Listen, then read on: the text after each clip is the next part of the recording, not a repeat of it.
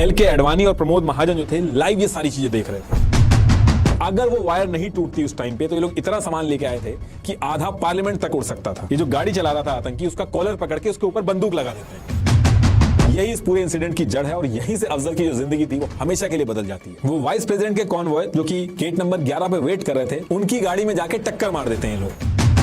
लाल कृष्ण अडवाणी जी को प्रमोद महाजन जो थे वो हाथ से पकड़ के अपने कमरे में ले जाते हैं और उनके कमरे में सीसीटीवी कैमरा, जैसे इनकी एम्बेसडर कार पार्लियामेंट के एरिया में पहुंचती है, ये लोग गाड़ी रोकते हैं और मिनिस्ट्री ऑफ होम अफेयर वाला जो फेक स्टिकर था, ये चीज सुनते ही पीएम अटल बिहारी वाजपेयी जी और सोनिया गांधी जी ये अपने गवर्नमेंट बंगलो जो था इनका, उसके लिए रवाना हो गए।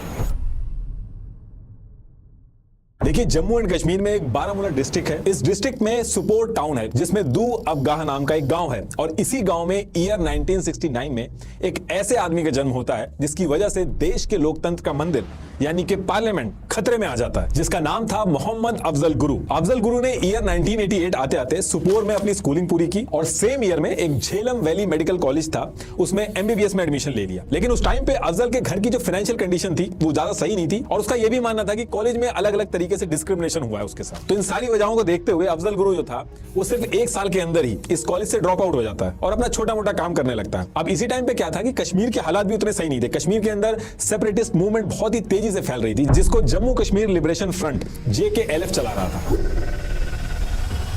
और JKLF की एक खासियत थी कि ये जो कम उम्र वाले कश्मीरी होते थे उनको ज्यादा रिक्रूट करते थे इंडिया के खिलाफ लड़ाई के लिए। तो इसी टाइम पे क्या होता है कि JKLF के 2 पावरफुल और पॉपुलर लीडर थे कश्मीर के अंदर, यासिन मलिक और हामिद शेख। इनकी नजर अफजल गुरु पे पड़ती है जो थोड़ा बहुत पढ़ा लिखा था, तो उनको लगा कि हमारे ज्यादा काम आएगा, तो ये इसके टच में आते हैं और मल्टीपल मीटिंग्स और मोटिवेशन के बाद JKLF ज्वाइन करा लेते हैं। और JKLF उस टाइम पे क्या करता था कि यंग कश्मीरियों को रिक्रूट करने के बाद उनको POK के मुजफ्फराबाद में ट्रेनिंग करने के लिए भेजता था। तो ठीक 1 साल बाद यानी कि ईयर 1990 में ये जो यासिन मलिक था JKLF का, ये अफजल गुरु को भी कश्मीर से POK के मुजफ्फराबाद भेजता है। मुजफ्फराबाद पहुंचने के बाद अफजल गुरु और उसके साथ जो यंग लड़के रिक्रूट हुए थे इन सबको एक पुरानी मैच बॉक्स फैक्ट्री में ले जाया जाता है और इस फैक्ट्री में जब ये लोग पहुंचते हैं तो जो पाकिस्तान की ISI थी वहां पे पहले से ही वो अपना कैंप जो थी वहां पे चला रही थी। तो इन लोगों की भी जो ट्रेनिंग थी वो इसी फैक्ट्री में स्टार्ट हो जाती है और इस पूरी ट्रेनिंग को पाकिस्तान की आर्मी का ऑफिसर जैनुलाब्दीन जो था वो पूरी करवाता है। तो अफजल और उसके साथ कम उम्र के 80 लड़के और थे, इनकी 2.5 महीने तक वहां पे ट्रेनिंग चलती है।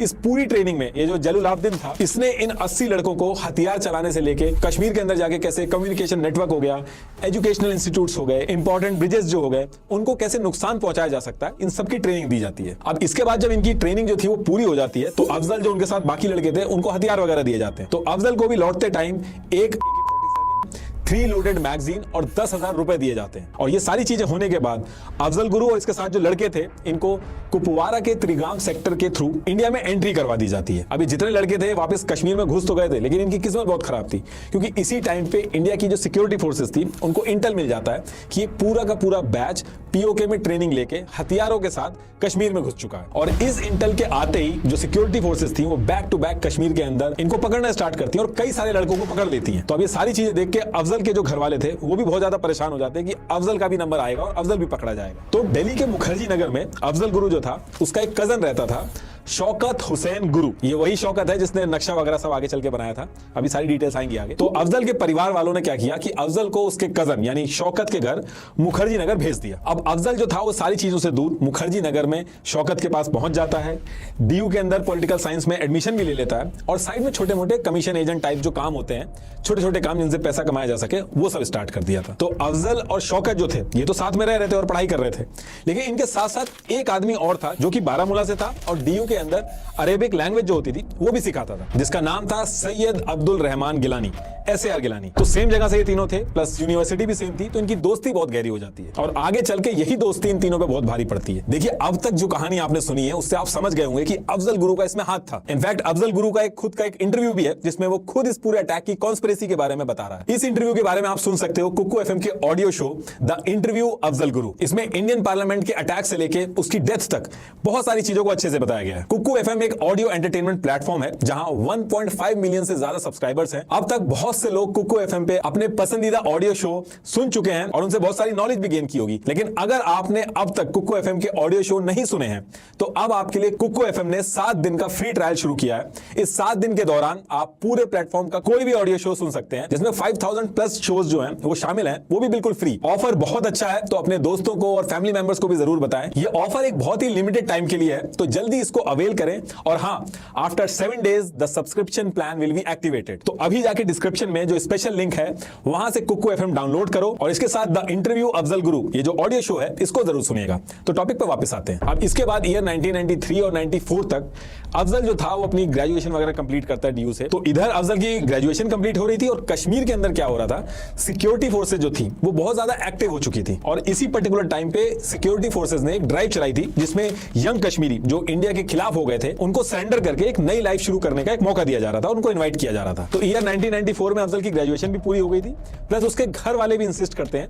कि यहाँ कश्मीर में आके आप सरेंडर कर दो। तो अफजल जो था वो दिल्ली से कश्मीर आता है ताकि इन सब चीजों से उसका नाम हट सके और अफजल भी ट्रेनिंग के टाइम पे जो बंदूकें वगैरह थी, जो हथियार वगैरह वो लेके आया था बॉर्डर पार करके, वो सारी चीजें जमा कर देता है और सरेंडर कर देता है सिक्योरिटी फोर्सेस के आगे। तो उस टाइम पे था कि सरेंडर करने के टाइम पे एक सर्टिफिकेट मिलता था, तो उसमें लिखा होता था सरेंडर्ड मिलिटेंट। ये ऐसा समझ लीजिए कि यंग कश्मीरी जो थे, जो मिलिटेंट बन गए थे, उनको सुधारने का एक चांस टाइप दिया जाता है। तो इसमें ऐसा नहीं होता कि सरेंडर कर दिया तो उठा के जेल में डाल देंगे, मारना पीटना शुरू कर देंगे।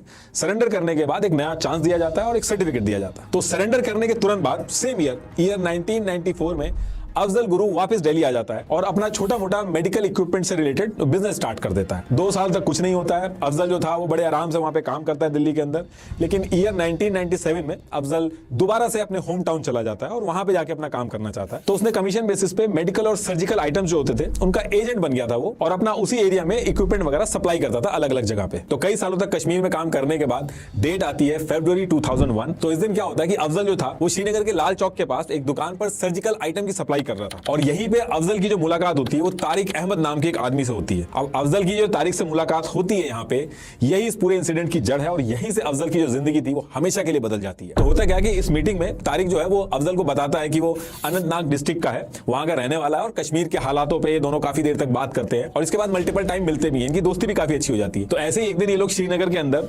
बटुरालू मस्जिद थी, वहां पे नमाज पढ़ रहे थे। तो वहां से नमाज पढ़ने के बाद तारिक और अफजल की काफी देर बात होती है और इसी बीच में तारिक अफजल को सच बताता है। तारिक कहता है कि वो पाकिस्तान का रहने वाला है और जैश ए मोहम्मद जो है उसके लिए काम करता है। और काफी देर बात करने के बाद ये अफजल को भी जैश ए मोहम्मद ज्वाइन करने के लिए कन्विंस कर लेता है और उसको समझाता है कि अगर तुम ऐसा करोगे, एक तो तुम अपने लोगों के लिए लड़ोगे और साथ साथ में जो तुम्हारी फाइनेंशियल कंडीशन है, जो पैसों की दिक्कत है, ये भी हम सही करा देंगे। अब ये सारी बात होने के बाद तारिक जो था वो अफजल को एक ऐसे आदमी के पास ले जाता है जो इंडिया का सबसे बड़ा दुश्मन है, जिसने सबसे ज्यादा आतंकी हमले इंडिया के खिलाफ प्लान किए। तारिक जो था वो अफजल को डायरेक्ट जैश ए मोहम्मद के सुप्रीम कमांडर गाजी बाबा से मिलवा देता है। अब गाजी बाबा जो था वो था तो पाकिस्तान का, लेकिन इसने अपना बेस जो था वो कश्मीर की कई सारी पहाड़ियों में बना रखा था और ऐसे ही एक बेस इसने ado hills Pahalgam Jammu and Kashmir में बना रखा था। तो इसी पर्टिकुलर बेस पे तारिक जो है वो अफजल को लेके जाता है। इस बेस पे 60 से ज्यादा हेवीली आर्म्ड मिलिटेंट्स थे, वायरलेस सेट्स थे, सैटेलाइट फोन्स थे, सारा कुछ था वहां पे। अब अफजल के वहां पहुंचने के थोड़ी देर बाद ही गाजी बाबा वहां पे आता है और मीटिंग स्टार्ट होती है इन लोगों की। और इसी मीटिंग में गाजी बाबा जो था वो अफजल को काफी मोटिवेट करता है और समझाता है कि आप मदद करो हमारी इस लड़ाई में, ये लड़ाई बहुत जरूरी है और इस लड़ाई में जैश ए मोहम्मद का मसूद अजहर और लश्कर तोयबा साथ मिलकर आ रहे हैं और दिल्ली के इंपॉर्टेंट प्लेसेस पे हमला करेंगे। अब अफजल जो था वो ऑलरेडी दिल्ली में रह चुका था, वहां के बारे में जानता था, तो उसको गाजी बाबा कहता है कि तुम्हें कुछ नहीं करना है, कि ये जो हमला करने लोग आएंगे दिल्ली के अंदर, तुम्हें इन लोगों के रहने का इंतजाम करना है और अगर तुम ये काम सही से करते हो तो तुम्हें 10 लाख रुपए दिए जाएंगे, प्लस काम पूरा होने के बाद पाकिस्तान के अंदर सेटल भी करवा दिया जाएगा। अब ये मीटिंग खत्म होती है। इस मीटिंग के बाद गाजी बाबा अफजल को ऑडियो कैसेट देता है, लिटरेचर देता है, जिसमें मसूद अजहर की जो स्पीचेस होती हैं वो होती हैं और फिर इसके बाद अफजल गुरु जो था वो इस काम के लिए हाँ बोल देता। तो गाजी बाबा को टोटल 5 आतंकी जो थे वो दिल्ली में भेजने थे और उसमें जो मोहम्मद नाम का आदमी था वो इन 5 लोगों को हेड कर रहा था। तो गाजी ने अफजल को सबसे पहले मोहम्मद से इंट्रोड्यूस कराया और अब यहां से अफजल का काम यह था कि अफजल को इन 5 आतंकियों को दिल्ली पहुंचाना था और उनकी मदद करनी थी, जिसमें सबसे पहले इनके हेड मोहम्मद था, उसको पहुंचाना था। तो अफजल जो था वो मोहम्मद से मिलने के बाद अपने कजन शौकत, जिसके साथ वो रहता था पहले, उसको फोन मिलाता है दिल्ली के अंदर और मोहम्मद के लिए एक रूम अरेंज करने के लिए कहता है। और उस पर्टिकुलर टाइम पे उसने शौकत को कुछ बताया नहीं था और शौकत जो था वो दिल्ली के अंदर उस समय फ्रूट्स का काम करता था और उसकी शादी भी हो चुकी थी नवजोत संधू नाम की लड़की से और शादी के बाद उस लड़की का नाम चेंज हो गया था, अफशान गुरु हो गया था। तो शौकत और उसकी बीवी जो थे मुखर्जी नगर के हाउस नंबर 1021 के फर्स्ट फ्लोर पे रहते थे। तो अफजल का जब फोन गया था शौकत के पास, तो शौकत ने अपने घर के थोड़ी दूर पे ही मुखर्जी नगर में ही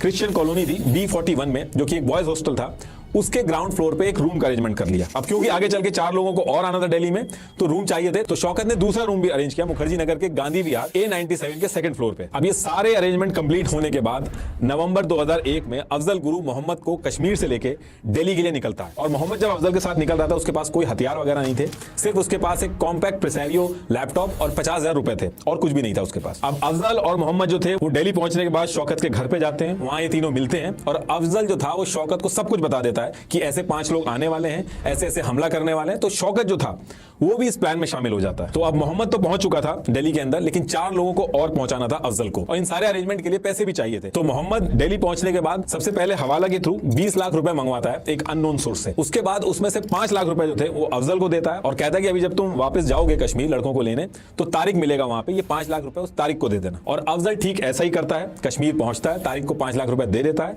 और इसके बदले में तारिक जो है वो 2 और लोगों से इंट्रोड्यूस कराता है। ये जो 2 लोग थे जिनसे तारिक अफजल को इंट्रोड्यूस कराता है, उसमें से एक का नाम था राजा और दूसरे का नाम था हैदर। अब इसके बाद दिसंबर फर्स्ट वीक में अफजल जो था वो कश्मीर में दोबारा जाता है, और जो बाकी के 2 बचे आतंकी थे, राना और हमजा, उनको भी लेके आता है। लेकिन ये दोनों जब दिल्ली आते हैं तो ये खाली हाथ नहीं आते हैं, ये अपने साथ 2 बड़े बैग में 4 AK-47 राइफल, 3 पिस्तौल, 12 magazines, 1 grenade launcher, 15 shells, 15 grenade, 2 packet detonators, radio active devices और 2 वायरलेस सेट लेके आता है। तो दिसंबर 2001 के फर्स्ट वीक में 5 आतंकी मोहम्मद, राजा, हैदर, राना और हमजा दिल्ली पहुंच चुके थे, और अब यहां से पार्लियामेंट हमले में बहुत ही कम टाइम बचा था। और इसी टाइम पे शौकत ने गिलानी, जो कि अफजल और शौकत दोनों का दोस्त था और सेम यूनिवर्सिटी से थे, उसको भी सारी चीजों के बारे में बता देता है कि ऐसे ऐसे हमला होने वाला है। अब सारे लोग पहुंच तो गए थे। इसके बाद अफजल का टास्क था कि अफजल को इन लोगों के लिए मोबाइल और सिम अरेंजमेंट करना था। अफजल 4 दिसंबर 2001 को मॉडल टाउन में कमल किशोर की मोबाइल शॉप से मोटोरोला मॉडल 180 का मोबाइल और एक सिम लाता है, और फिर उसके बाद गफ्फार मार्केट में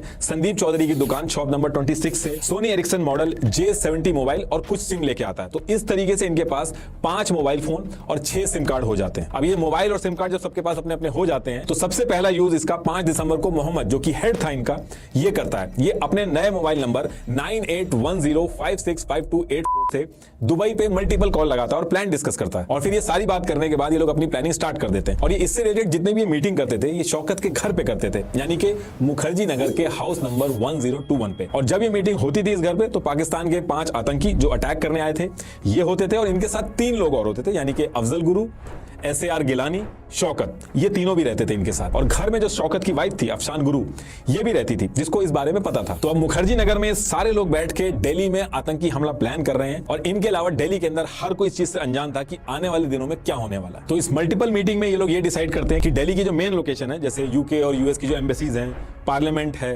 प्लस एयरपोर्ट है जो दिल्ली एयरपोर्ट है, इनकी ये जाके रेकी करेंगे, वहां का पूरा एक डिजाइन बनाएंगे, और उसके बाद आके उस पर डिस्कशन करेंगे कि सबसे बेस्ट सुटेबल हमले के लिए लोकेशन कौन सी हो सकती है। तो इससे पहले कि अगले दिन सब लोग जाके फिजिकली वो सारे मैप बनाए, वहां की रेकी करें, अफजल जो था वो लैपटॉप में इंटरनेट एक्टिवेट करके UK और US की जो एम्बेसीज थी, दिल्ली एयरपोर्ट और पार्लियामेंट की जो लोकेशन थी, उसके बारे में जितना भी सर्च करके डिटेल्स इकट्ठी हो सकती थी वो इकट्ठी करता था, ताकि वहां जाने से पहले ऑलरेडी इनके पास कुछ ना कुछ डिटेल्स हो। तो ये सारी चीजें होने के बाद सबसे पहले शौकत जो था उसको रेकी के लिए भेजा जाता है। शौकत अपनी यामाहा मोटरसाइकिल से जाता है, जिसका नंबर DL-ISK 3122 था। शौकत को चाणक्यपुरी का एरिया दिया गया था, जहां पे जाके इसको UK और US की जो एम्बेसीज थी वहां की रेकी करनी थी और चार्ट बनाना था। तो ये वैसा ही करता है, वहां पे जाता है, रेकी करता है और चार्ट बनाता है, वो चार्ट बना के वापस आ जाता है। तो शौकत जब यहां से वापस आता है, तो इसके बाद ये लोग डिसाइड करते हैं कि 8 दिसंबर को ये लोग किसी एक को नहीं भेजेंगे पार्लियामेंट, बल्कि ये सारे लोग एक साथ जाएंगे पार्लियामेंट, वहां की रेकी करेंगे। तो एक बाइक की और जरूरत थी, तो ये लोग एक और ब्लैक कलर की यामाहा बाइक, जिसका नंबर था HR51E576,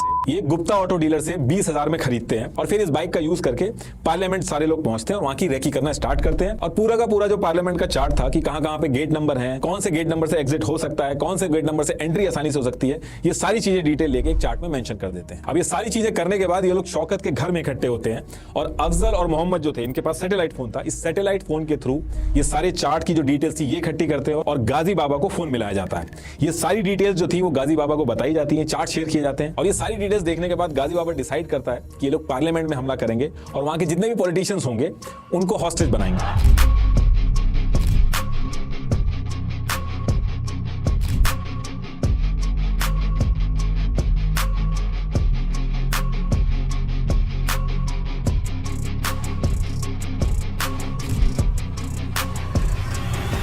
गाजी बाबा से गो हेड मिलने के बाद ये जितने भी लोग थे सारे लोग हमला करने की तैयारी में लग जाते हैं अगले दिन से। अब इसके बाद इनको बहुत ही कम टाइम में बहुत सारी चीजों का इंतजाम करना था। जैसे इसके बाद इन्हें 7:2:1 के रेशियो में ammonium nitrate, ammonium silver, ammonium powder और सल्फर का इंतजाम करना था ताकि इन केमिकल्स का यूज करके लोग बना सके। और ये जो सारे केमिकल्स थे ये बाजार में मिल जाते हैं आसानी से। तो इसका भी जो काम दिया गया था ये अफजल को दिया गया था। तो अफजल 6 दिसंबर को हमजा के साथ दिल्ली में खादी बाउली एरिया में अनिल कुमार की दुकान से 50 केजी अमोनियम नाइट्रेट खरीदता है। ऐसे ही तुलाराम एंड सन से 15 KG silver powder, 5 KG sulphur, 30 KG capacity का स्टील ड्रम, मिक्सचर ग्राइंडर और जार के साथ ये लोग ड्राई फ्रूट्स भी खरीदते हैं ताकि ऑपरेशन लंबा चले तो इनके पास खाने के लिए कुछ रहे। अब ये सामान तो ये लोग ले आए थे, लेकिन जो रूम इन्होंने रेंट पे लिए थे छोटे थे, तो इनको ये सब बनाने के लिए, कार वगैरह पार्क करने के लिए, हर एक चीज करने के लिए एक बड़ा घर चाहिए था। तो 9 दिसंबर 2001 को ये लोग मुखर्जी नगर के इंदिरा विहार में हाउस नंबर 281 जो कि सेकंड फ्लोर पे था उसको प्रॉपर्टी डीलर बलराज के थ्रू रेंट पे लेते हैं। अब इसके बाद हमले में 4 दिन बचे थे और इनको चाहिए थी एक व्हाइट एम्बेसडर कार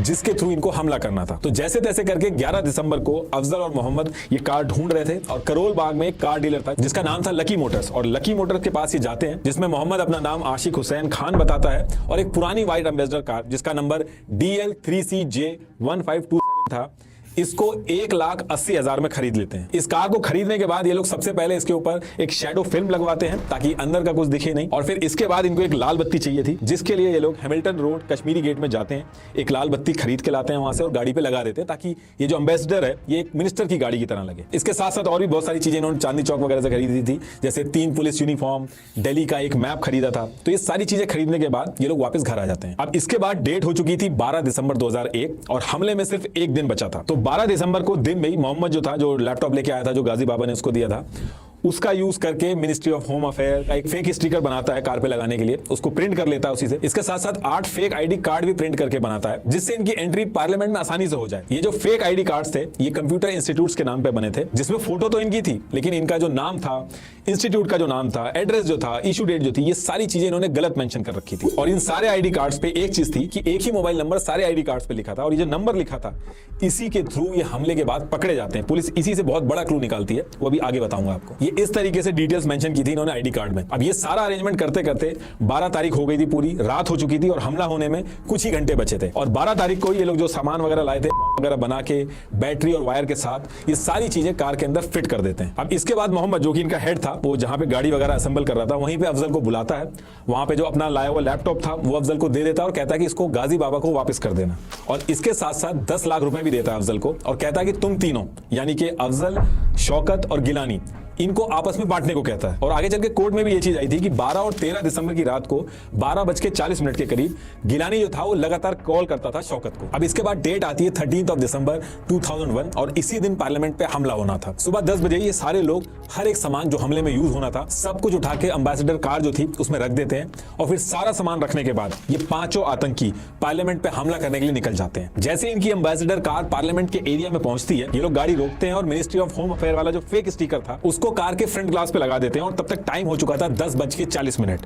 इसी पर्टिकुलर टाइम पे मोहम्मद जो था वो अफजल गुरु को फोन करके पूछता है कि टीवी पे देख के बताओ कि पार्लियामेंट के अंदर वीवीआईपी कौन कौन है। लेकिन उस पर्टिकुलर टाइम पे जो अफजल था वो आजादपुर मंडी में था और वहां की अचानक से लाइट चली गई थी, तो अफजल ये सारी डिटेल्स बता ही नहीं पाता। अब यहां से शौकत, अफजल और गिलानी इन तीनों का काम खत्म हो चुका था। ये पांचों आतंकी जो थे ये गाड़ी लेके आगे पार्लियामेंट की तरफ बढ़ रहे थे और इसी टाइम पे अफजल और शौकत डिसाइड करते हैं कि वो वापस कश्मीर चले जाएंगे, दिल्ली में नहीं रुकेंगे। लेकिन गिलानी जो था वो कहता है कि वो दिल्ली में ही रुकेगा और उसके हिस्से के जो 2 लाख रुपए हैं वो कहता है कि कश्मीर में मेरी फैमिली को दे देना। तो गिलानी तो दिल्ली के अंदर ही रुकता है और अफजल और शौकत क्या करते हैं, एक ट्रक था जो कि शौकत की जो वाइफ थी उसके नाम पे रजिस्टर था जिसका नंबर था HR38E6733, इसमें बैठ के लोग आराम से श्रीनगर के लिए निकल जाते हैं। अब इधर ये लोग श्रीनगर के लिए निकल जाते हैं और ये जो 5 आतंकी एम्बेसडर में बैठ के पार्लियामेंट की तरफ हमला करने के लिए बढ़ रहे थे ये बहुत ही पास पहुंच गए थे और करीब 11 बजने वाले थे और पार्लियामेंट का जो सेशन था वो भी एग्जैक्टली 11 बजे स्टार्ट होना था। तो देखिए पुरानी जो इंडियन पार्लियामेंट की बिल्डिंग थी उस टाइम पे वो राउंड शेप में थी जिसमें एंट्री करने के लिए 12 बड़े वुडन गेट थे, 1 से लेकर 12 तक, और एंटी क्लॉक डायरेक्शन में थे ये, जिसमें से ये जो गेट नंबर 11 है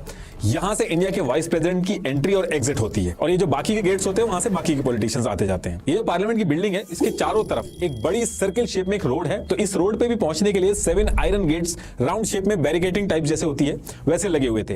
ये वो 7 एंट्री पॉइंट थी। तो जब भी यहां पे कोई गाड़ी आती है तो वहां पे आईडी वगैरह चेक करानी होती है और चेक होने के बाद ही आप इस रोड पे आ सकते हैं। बेसिकली आईडी चेक करा के जब आप इस रोड पे आ जाते हैं तो इसका मतलब कि आप पार्लियामेंट कॉम्प्लेक्स में एंट्री कर चुके हैं। 2001 के टाइम पे जो पुराना पार्लियामेंट था उसमें 3 लेयर सिक्योरिटी थी जिसको सीआरपीएफ, आईटीबीपी और दिल्ली पुलिस देख रही थी। तो उधर से ये जो 5 आतंकी थे ये अपनी एम्बेसडर कार में पार्लियामेंट की तरफ पहुंच रहे थे और इधर पार्लियामेंट में विंटर सेशन जो था वो चल रहा था और राज्यसभा और लोकसभा दोनों फंक्शन में थे। तो इसके बाद 11 बजते ही पार्लियामेंट का जो सेशन था वो स्टार्ट हो जाता है और ये जो सेशन था इसको 1 बजे चलना था, लेकिन सेशन के बीच में एक दिक्कत हो जाती है। उस टाइम पे बीजेपी की सरकार थी, तो कारगिल वॉर के जो शहीद थे उनके महंगे कॉफिन को खरीदने के लिए ऑपोजिशन यानी कि कांग्रेस जो था वो बीजेपी के नेताओं के रेजिग्नेशन की मांग कर रहा था और बहुत ज्यादा हू हल्ला हो रहा था पार्लियामेंट के अंदर। और जब बहुत ज्यादा हल्ला होने लगता है तो स्पीकर जो थे वो 11:20 पे ही 40 मिनट के लिए पूरा सेशन जो था वो रोक देते हैं और कहते हैं अब इसके बाद 12 बजे दोबारा से सेशन स्टार्ट होगा। अब ये चीज सुनते ही पीएम अटल बिहारी वाजपेयी जी और सोनिया गांधी जी ये अपने गवर्नमेंट बंगलो जो था इनका उसके लिए रवाना हो जाते हैं। लेकिन बाकी 200 बड़े नेता जैसे एलके अडवाणी, अरुण जेटली, सुषमा स्वराज, मनमोहन सिंह, प्रमोद महाजन सब पार्लियामेंट के अंदर थे। तो इसके बाद अब बजते हैं 11:30 और आयरन गेट का जो गेट नंबर 2 था इसी गेट पे आतंकियों की जो व्हाइट एम्बेसडर कार थी वो पहुंचती है। होम मिनिस्ट्री का स्टिकर वगैरह लगा हुआ था तो इनको एंट्री मिल जाती है और ये एंट्री करने के बाद गेट नंबर 12 की तरफ जाने लगते हैं।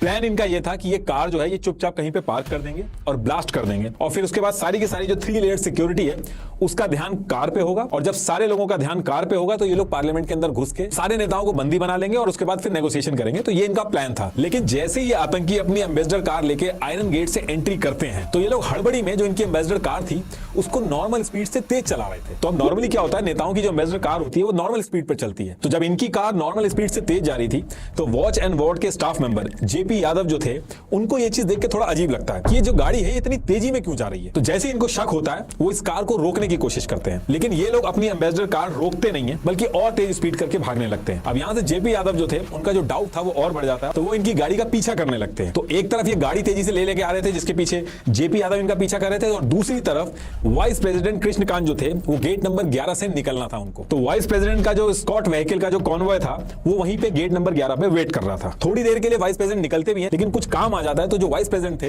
वो वापस अंदर चले जाते हैं और गेट नंबर 11 के बाहर जो उनका कॉन्वॉय था वो वहां पे वेट कर रहा था।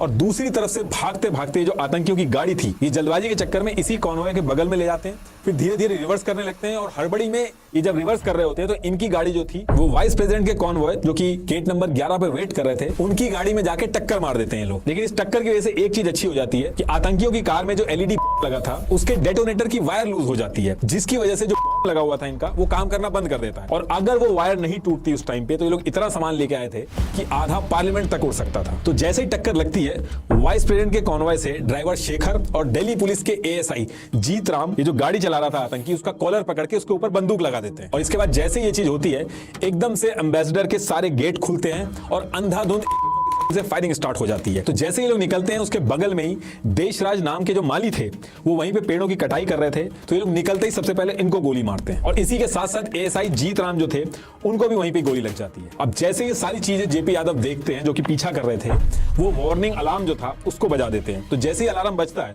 तो गेट नंबर 11 जो था वो तुरंत बंद हो जाता है और बाकी जितने भी पार्लियामेंट के गेट थे और विंडोज थी वो उसी समय पे बंद हो जाती हैं। अब गेट तो बंद हो गए थे लेकिन ये 5 आतंकी जेपी यादव जो थे उनके ऊपर गोली चला देते हैं और वो शहीद हो जाते हैं। अब गेट नंबर 11 जब बंद हो जाता है तो ये 5 क्या करते हैं गेट नंबर 1 की तरफ हथगोले फेंकते हुए और फायरिंग करते हुए भागते हैं और जैसे ही गेट नंबर 1 पे आतंकी पहुंचते हैं सीआरपीएफ के हेड कांस्टेबल वाईबी थापा और कांस्टेबल सुखविंदर सिंह आतंकी मोहम्मद को जो कि हेड था उसको गोली मार देते हैं और मोहम्मद जो था उसकी कमर पे एक्सप्लोसिव बेल्ट बंधी हुई थी। तो गेट नंबर 1 जो था वहां पे बहुत तेजी से धमाका होता है। अब जैसे गेट नंबर 1 पे धमाका होता है सीआईएसएफ की ब्रावो कंपनी की कांस्टेबल कमलेश कुमारी जो थी वो इस धमाके की आवाज सुन के बिना बंदूक के अपना वायरलेस सेट हाथ में लेके गेट नंबर 1 की तरफ भागने लगती हैं। लेकिन ये लोग पहले से ही वहां पे थे तो इन्होंने उनके ऊपर भी गोली चला दी और वो भी शहीद हो जाती हैं। अब इसके बाद बाकी बचे जो 4 आतंकी थे वो गेट नंबर 4 और 5 की तरफ भागने लगते हैं। तो एक तरफ ये सब चला था और दूसरी तरफ पार्लियामेंट के अंदर सारे नेताओं को इसके बारे में पता चल चुका था कि किसी तरीके का हुआ है और सारे के सारे जो नेता थे वो सीट के नीचे छुप गए थे। लाल कृष्ण आडवाणी जी को प्रमोद महाजन जो थे वो हाथ से पकड़ के अपने कमरे में ले जाते हैं और उनके कमरे में सीसीटीवी कैमरा की 8 स्क्रीन लगी हुई थी और ये जो स्क्रीन लगी हुई थी इन स्क्रीन के ऊपर